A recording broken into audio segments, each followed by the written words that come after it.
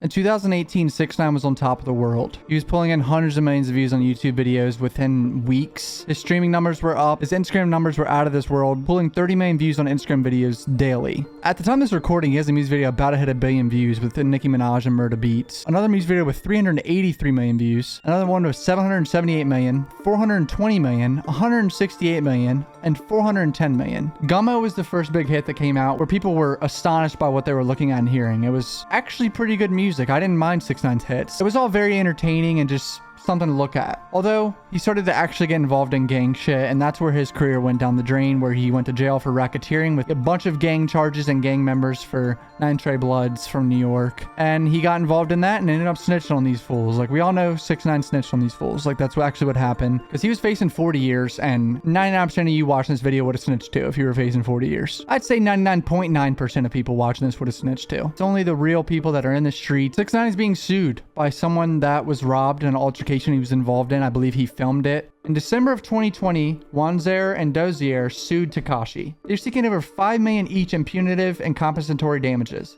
which is fucking ludicrous. He's the defendant in a civil lawsuit brought forth by victims of a 2018 robbery that 6ix9ine was present at. However, Tekashi claims he cannot cough up the money the plaintiffs are seeking because he is broke. Tekashi tells the judge in case he is not making money off his music. According to 6ix9ine, his deal with 10K Projects ended in February and he hasn't paid back his advance. I did receive large advances under recording artists and purchasing agreements prior to my arrest. However, I did not receive any royalties under those agreements either, since my royalty accounts remained unrecouped. I had to restart my career after my release from prison. I was out of business for 2 years, which caused me to lose all my momentum I achieved before I was arrested. I may never reach the levels of success I had before my arrest. So he's saying before he got arrested in the racketeering, he was popping. I think this is all cap. 6ix9ine is not broke. He doesn't have to pay the random people suing him money.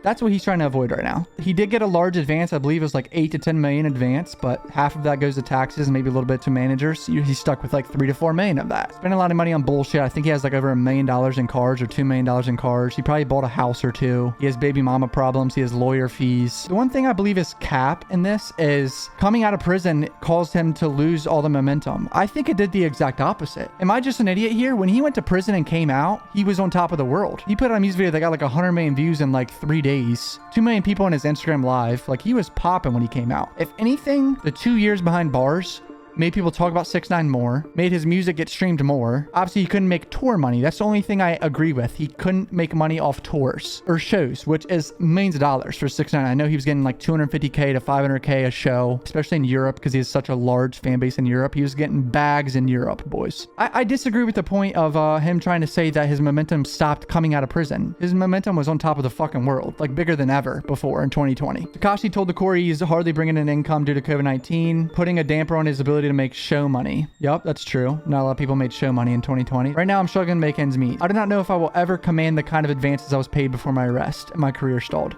This is just cap. 20 million, 30 million monthly listeners coming out of jail. He was on top of the world in 2018 before snitching, but coming out, he was still pulling crazy numbers. If the court awards the damages sought out by the plaintiffs at this inquest, it will surely bankrupt me in a way from which I will never recover from, the permanent detriment of the family members who rely upon me. 6ix9ine accountant Justin Kope lists the Gummo rapper's net worth at technically less than 0, which means he probably has a little bit of debt.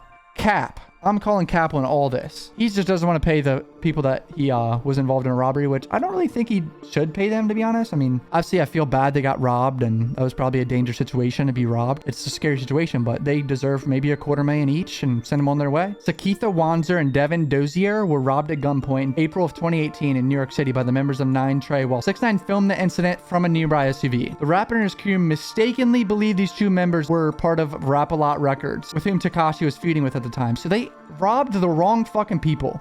Yes, they robbed the wrong people. 6ix9ine admitted he recorded the robbery, but claimed it was his manager Shotty's idea to rob the men. I'm usually not on 6ix9ine's side when it comes to this type of shit, but that's insane. They deserve maybe 250K each for their emotional distress and replace whatever they got stolen. They do not deserve $5 million each. That is actually insane. Did they get injured? I don't think they got injured. Maybe 500K each, tops. This is just people trying to get money from 6ix9ine, and I think he's capping. This is not true. I also just found that he gave his girlfriend $100,000 for her birthday in November of 2021. So you're telling me a guy gifted his girlfriend 100 grand 5 months ago, but he was on the verge of being broke. That is why I say this is all cap, because that would mean he's actually an idiot and we all got duped by how good of a marketing genius he was. 6ix9ine's manager Wack100 says, I got full control and say, he said, it started off as a business partner situation, but I'm over his next project. He's still signed to Create Music Group and 10K, that's his label. I'm taking the reins on the management side to make sure everything's right and his rollout is right. What he gets with me is a guy answering his phone calls and emails. He gets a guy that makes sure his marketing's right, his radio's right, his pub is right, and his splits are right. And he gets the resources I have to open the doors up that may have been closed for him. Wack100 is a respected artist manager. He manages The Game, Blueface, and many more. While editing this video, I discovered that Wack100 basically confirmed I was right on Clubhouse. If you don't know what Clubhouse is, it's like a voice chat where people can talk and ask questions. Famous people go on there time to time and have their fans go on there and ask them questions. Wack100 was on there and basically confirmed that 6ix9ine is not broke. That was all cap. But he didn't say it. I'll play the clip. This is what happens. Yo, Wack, 6ix9ine broke or nah? Yeah, he broke as a mother. That nigga 6ix9ine ain't got nothing, man. That nigga over there doing bad, bro. I had to send the nigga $20 for some gas, man. Yeah, bro. You know what I'm saying? That's why we was telling the people ain't nothing we can really do for you right now. Cause nigga broke, bro. It's fucking terrible, man. Like, sad thing for, you know, nephew to be that lost all. He ain't got nothing, bro. Barely making money to survive off of. Yeah, I can't pay you. Yeah, nigga can't pay you. Nigga got paid for the Rolls Royce. Yeah, he's recouped, bro. They only gave him $15 million. Yeah. So he like laughs in this clip and you can tell he's being sarcastic, outing that 6ix9ine is not broke. That's the way I look at it. He is exposing that 6ix9ine would lied to court. I would guess 6ix9ine probably sent all the money to his brother or someone close to him and acted like he was broke in his account and probably sent them bank statements of having no money in his bank.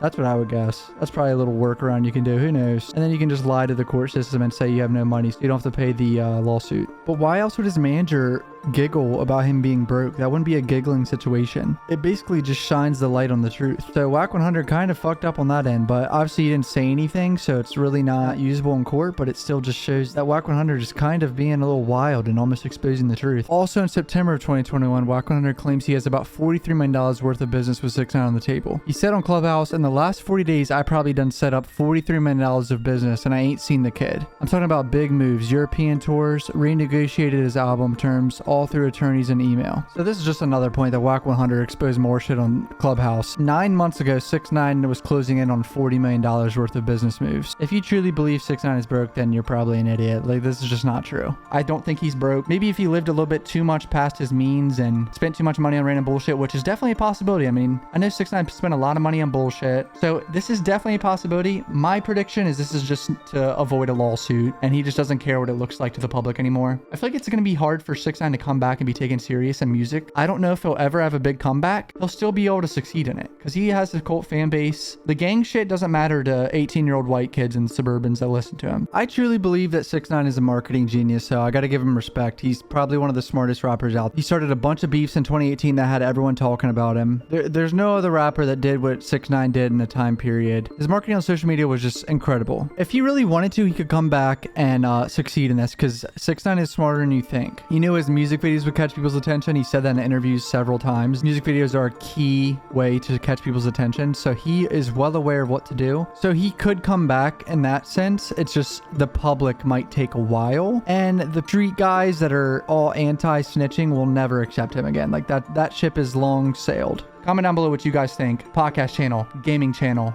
Subscribe right now. Peace out.